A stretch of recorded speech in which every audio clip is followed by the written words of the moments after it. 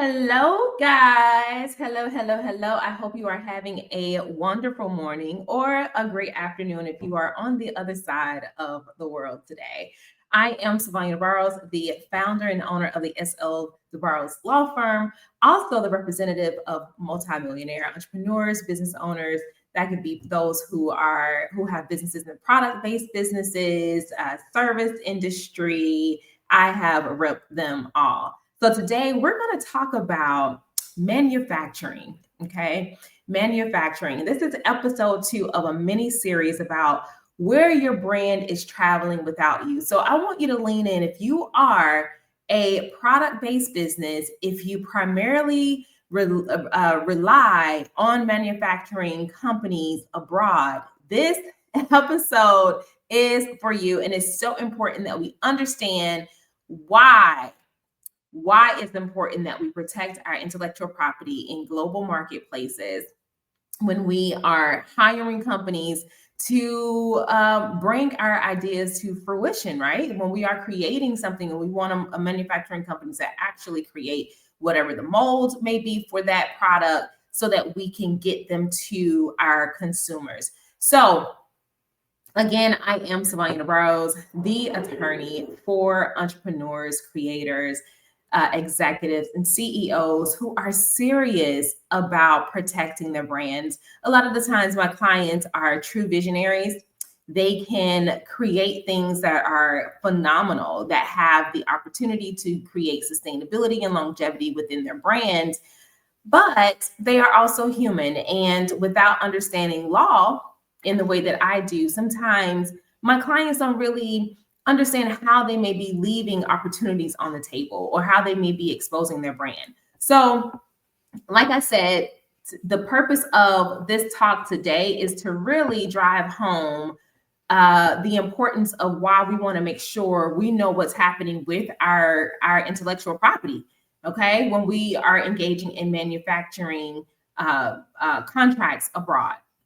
All right. So the whole point of this particular episode is for product-based entrepreneurs to understand that if they are manufacturing overseas, their contracts don't necessarily secure their IP rights or production rights. Now, I want to give you a little story. I believe it was probably over a year ago, there was a very successful entrepreneur who was reaching out for support because um, they realized the manufacturing company had taken their brand and created a duplicate product and mistakenly sent that to this entrepreneur. And that's what caught their attention. They were like, oh my God, now this is a multi-million-dollar operation. This company is also in retail stores in America. And their manufacturing was literally stealing their designs, their IP technically, and creating competing products and selling those products. And they messed up, right? They sent it to the actual owner.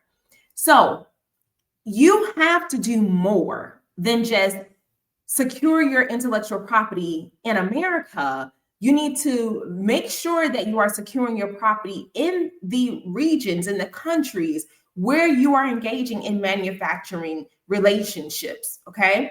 So I shared in episode 1, if you have not seen this yet, that your brand has a passport, make sure that you go back and you watch that video. But I shared in that video that if you have a registered trademark in the United States, that opens up the world for you to be able to secure your intellectual property in other member countries. Okay, so go back and listen to that video so that you can understand the importance of that.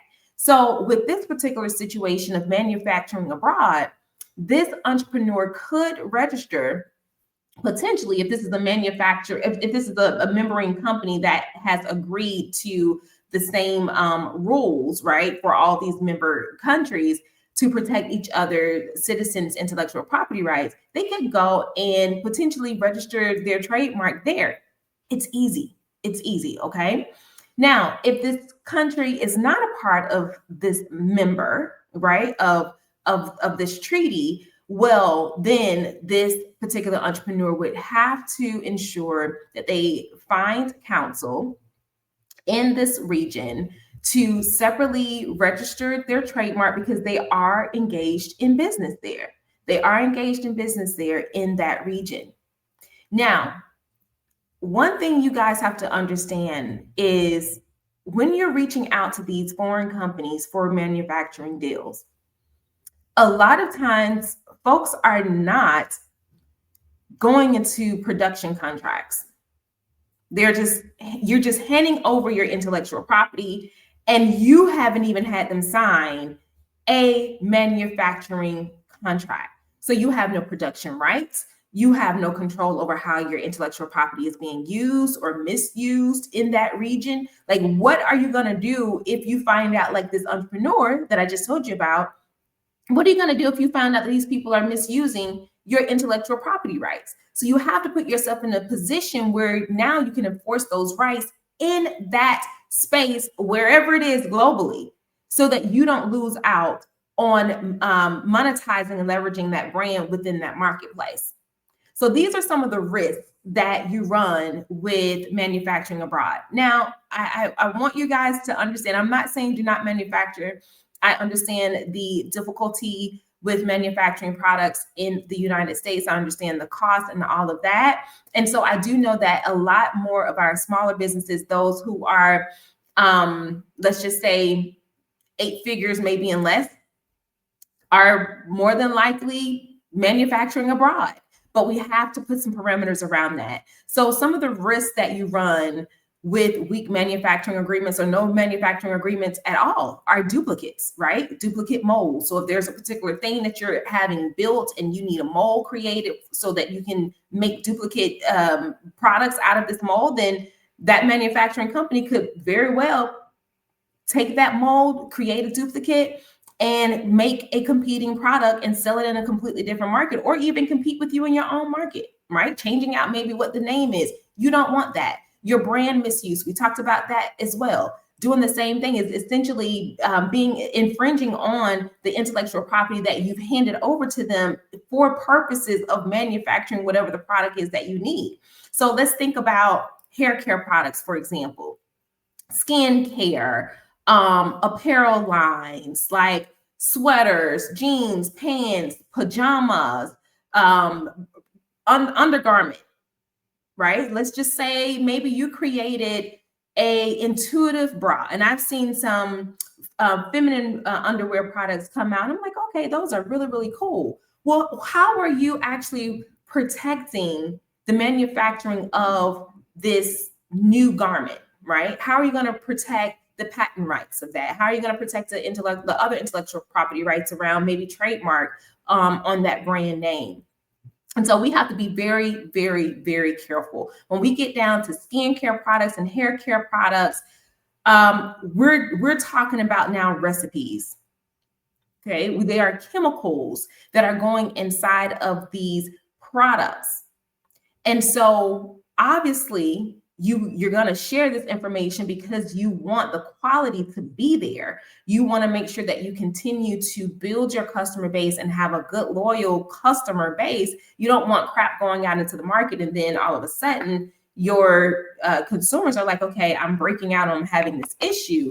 So obviously it makes sense that you're going to share what these recipes are, the chemical compounds that is necessary to create these products. But how are you controlling and policing your intellectual property while these manufacturers are creating these products on your behalf? Okay.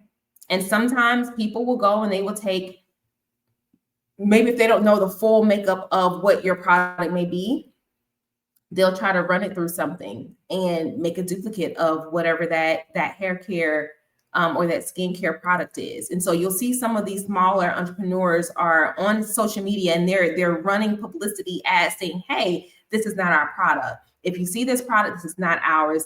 Our product has X, Y, and Z. It has this particular label because someone has infringed their mark, whether or not they've manufactured there or not. someone is infringing their mark. And so we have to make sure that we are policing our brands properly. We have to make sure that we are protecting our brands in regions. That could be another country where we are creating consumer bases that maybe we had not thought we would have consumers, right? So we have to do our due diligence, because why allow someone else, some other company, to have a bite of your apple that you didn't create for them? You're the one that's doing all of the work. You're the one who created the idea. You're the one who brought it to fruition. And so it is important that we put our legacies on lock.